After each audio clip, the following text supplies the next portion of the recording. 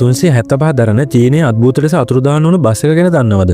දිනය 1995 ඔක්තෝබර් 14. එදා රාත්‍රියේදී බීජිං නගරයේ ඉඳලා සියන්ෂාන් ගමනාන්තයට 375 දරන බස් රථය යාමට පිටත් වෙනවා. මේ බස් රථය තමයි ඒ පාරේ යන අන්තිම බස් එක.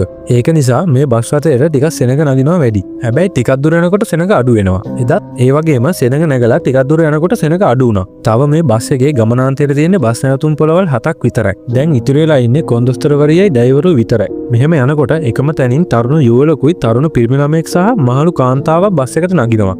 ඔන්න දැන් මේ බස් එකේ ඉන්නේ ඒ 4 දෙනයි කොන්දොස්තරවරියයි ඩ්‍රයිවරු විතරයි. වයසක ගැහණු කෙනා ගිහින් බස් එකේ මැද සීට් එකේ ඉඳ ගන්නවා. ඊට පස්සේ තරුණ පිරිමි ළමයාත් ගිහින් වයසක ගැහණු කෙනාගේ ඉස්සරහින් ඉඳ ගන්නවා. තරුණ යුවල වාඩි වෙන්නේ ඩ්‍රයිවර්ට පිටිපස්සේ තියෙන සීට් එකේ. මෙහෙම යනකොට බස් එකට පාළු කැලෑ පාර පහු කරන් යන්න සිද්ධ වෙනවා. එකපාරම ඩ්‍රයිවර් ඈතින්දලා දකිනවා දෙන්නේ පාරට පැනලා බස් එකට අත දානවා කියලා. ඩ්‍රයිවර් මේ සිද්ධියට පොඩ්ඩක් බය වෙනවා. මොකද මේ පාරේ මංකොල්ලකාරයෝ ඉන්න නිසා. ඩ්‍රයිවර්ට කරගන්න දෙයක් නැති නිසා බස් එක නවත්තනවා. ඊට පස්සේ මේ පුද්ගලයන් දෙන්න පිටිපස්සේ දොරින් නගිනවා. මේ දෙන්න නැග්ගට පස්සේ තමයි කට්ටිය දැක්කේ තව එක්කෙනෙක් මෙයාලත් එක්ක නැගලා තියෙනවා කියලා. මෙයාලා ඇඳන් ඉන්නේ චීනයේ තිබ්බ පරණම තාලේ ඇඳුම් වගේක්. ඒක නිසා කට්ටිය මේක ගැන පොඩ්ඩක් කුතුහලෙන් බැලුවා. සාමගාමීව බස් එක ඉස්සරහට ගමන් කළා. හැබැයි වයසක ගැහණු කෙනා නම් හිටියේ බය වෙලා වගේ. පිටිපස්සේ හැරි අර කට්ටිය දිහා බලනවා ඉස්සරහා බලනවා. ඒ වගේ තමයි මෙයා දිගටම ගමන් කරේ.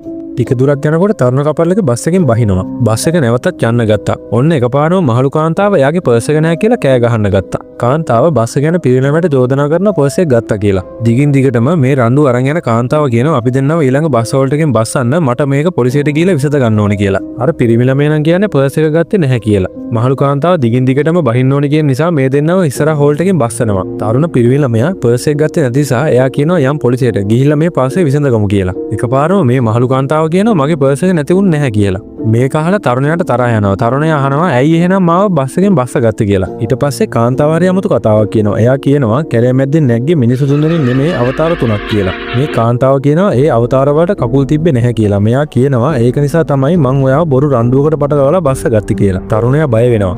මේ දෙන්න ඉක්මනින්ම යනවා පොලිසියට. ගිහින් මේ සිද්ධිය පොලිසියට කියනවා. ඔයාලා වගේ පොලිසිය නම් මේ කතාව විශ්වාස කරන්නේ නැහැ. හැබැයි මෙයාලට විශ්වාස කරන්න සිද්ධ වෙනවා. මේ කියන බස් එක අතුරුදහන් වෙලා කියන තොරතුරු පොලිසියට ආවට පස්සේ මෙයාලා මේක ගැන හොයන්න ගන්නවා. මෙයාලට හම්බෙනවා 375 බස් එක කිලෝමීටර් 100කට විතර දුරින් තියෙන වැවකින්. බස් එකේ මල සිරුරු 3ක් තියෙනවා. හැබැයි මේවා ටිකක් පරණයි. මෙයාලා හොයා ගන්නවා මේ බස් එක දවස් 3කට කලින් වැවේ ගිලුණ බව. මේක අහලා තමයි මෙයාලා බය වෙන්නේ. එතකොට අර ඊරෑ පොලිසියට ආවේ කවුද?